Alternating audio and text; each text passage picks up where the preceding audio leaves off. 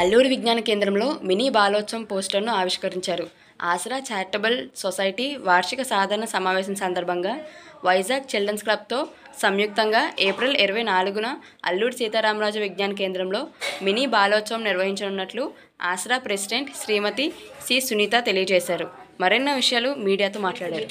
Aasara charitable society founder president and right now కూడా president and మా సభ్యులు BCC మేము సంయుక్తంగా రేపు 24న మినీ బాలోత్సవం నిర్వహిస్తున్నాము.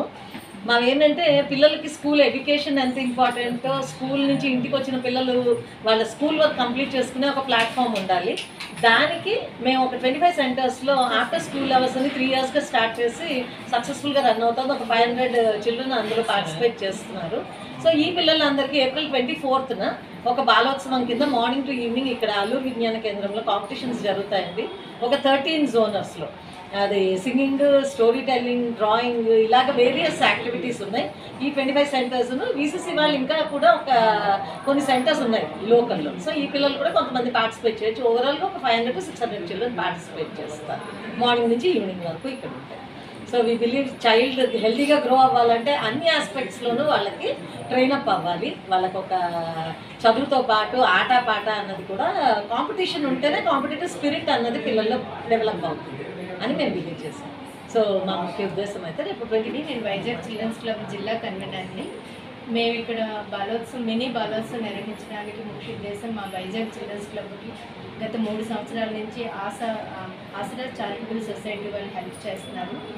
వాళ్ళ ఆధ్వర్యంలోని ఈ మినీ బాలోత్సవం నిర్వహిస్తున్నాము. అయితే ఈ బాలోత్సవం పిల్లలకి చేయాలనే ఉద్దేశం ఏంటంటే పిల్లల్లో చదువు ఒక్కటే ఇప్పుడు ఉండే సొసైటీలో స్కూల్లోనే చదువు తప్పించి ఇంకొక యాక్టివిటీస్ ఉండట్లేదు.